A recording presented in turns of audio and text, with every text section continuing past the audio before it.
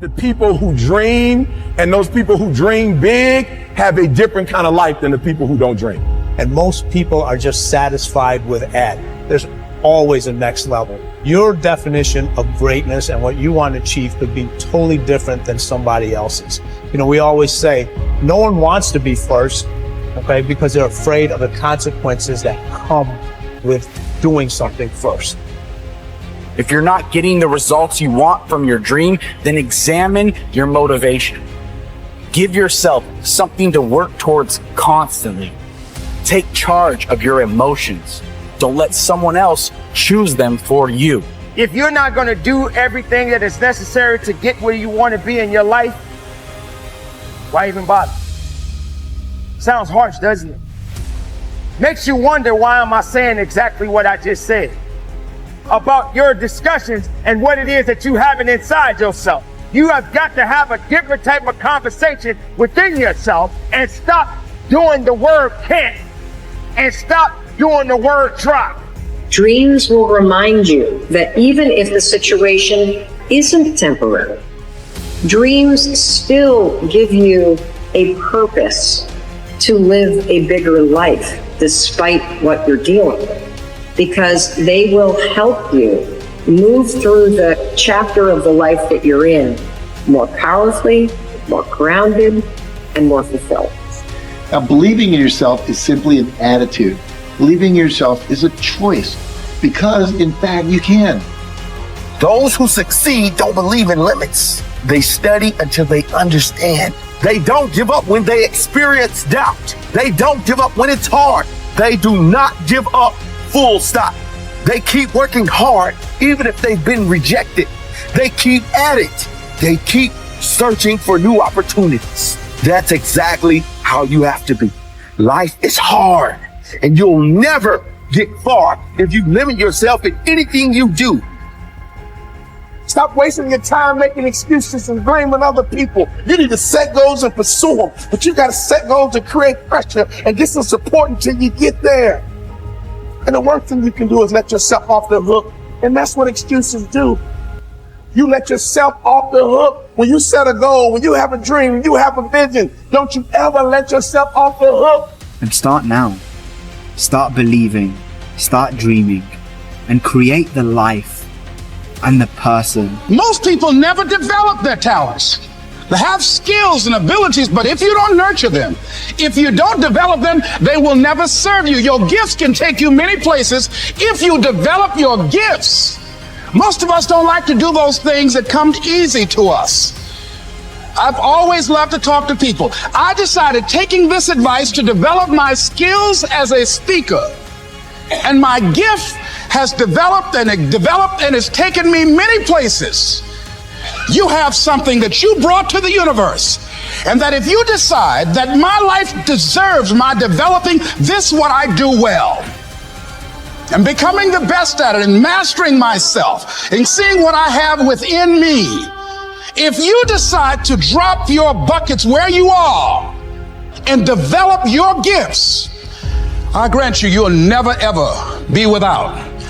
I grant you that your gifts will take you places that will literally amaze you.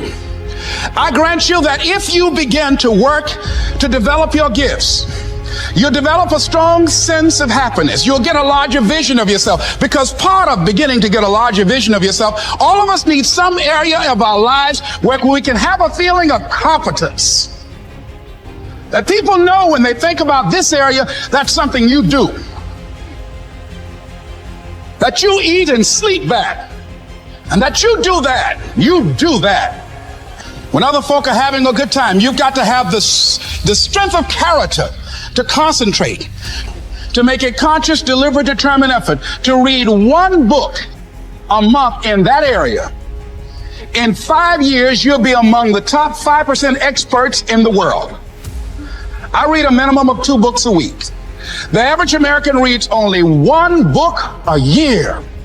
If you decide that area that you love, that you are going to master that particular area, in this era of accelerated change, overwhelming complexity, and tremendous competition, as you begin to develop and expand your skills and your talents and your vision of yourself, you will always be in control. Have better lives, enjoy greater fulfillment and satisfaction, have happier relationships, and contribute more to their communities. Others will not. The most important single quality that you can develop in a time of rapid change is the quality of flexibility. The opposite of flexible thinking is fixed or mechanical thinking. The opposite of approaching life with an open mind is to react automatically and predictably in every situation. The opposite of flexibility is an unwillingness to change in the face of new information or circumstances. The quality of flexibility is therefore essential if you want to do and have more than the average person. Today, perhaps the most important factor affecting your life is the speed of change. We are living in an age where change is taking place at a faster rate than ever before in human history. And if anything, the rate of change is increasing. Year by year, change is coming at us from all sides in so many different ways that it is often impossible to anticipate what might happen next. By its very nature, change is unpredictable, often forcing us to scrap our very best plans and ideas overnight as the result of a completely new and unexpected development coming from a new and unexpected direction. As a result, we have to remain flexible in our thinking and in our possible courses of action. You must learn to say to remain flexible is, I made a mistake. It is amazing how much time, energy, and money is wasted because someone's ego is so large that they will not admit they have made a mistake, even one that is obvious to everyone around them. Once you say, I was wrong or I made a mistake, the issue is largely over. From then on, everybody can get on with resolving the problem or achieving the goal. But as long as a key person is unwilling to admit that he or she has taken the wrong course, everything comes to a stop. We have seen this repeatedly in national politics, where the failure of a single person to admit a mistake or blunder has led to tremendous waste of time and energy for everyone involved, and often for the entire nation. Here is the most important rule of flexibility. Be clear about your goal, but be flexible about the process of achieving it. Always be open to the influence of your superconscious mind. Remain sensitive to the possibility of serendipitous and synchronous events. Be open to ideas, inspirations, and inputs from other people. In the New Testament, Jesus said, you must become like a little child if you would enter into the kingdom of heaven. One interpretation of these words is that you must remain open-minded, flexible, calm, confident, and curious if you want to be able to recognize new opportunities and possibilities as they open up around you on your journey toward your goal. Resolve to remain flexible and open no matter what happens. Remember, there is almost always a better way to accomplish any task or to achieve any goal. Your aim should be to be alert and aware to what it might be, to find it and then to take action in that new direction as quickly as possible. This will ensure that you inevitably reach your goal, sometimes in the most unexpected and surprising ways. You see, you can have anything you want in life if you want it badly enough and are willing to pay the price. Now, the rules regarding the price of success are simple. There's just two of them. Number one is you always have to pay full price for success. And number two is you always have to pay in advance. Now, here's some key points on goals. And please remember these of success. The development of this skill requires continual practice and serious personal work, something that only the top 5% will discipline themselves to do. You see, setting goals is hard. Setting goals requires delaying gratification. Setting goals means taking some time aside and sitting down and really thinking through what it is you want in each area of your life. And because this is difficult, most people won't do it. Number two, your goals must be congruent with your basic values. Your self-esteem comes from engaging in activities and working toward goals that are consistent with what you believe to be good and right and important. Take some time to think through what you believe in, and then structure your goals in harmony with your innermost convictions. What are your basic values in life? What would you live for? What would you fight for? What would you sacrifice for? What would you die for? What are the most important things to you in life?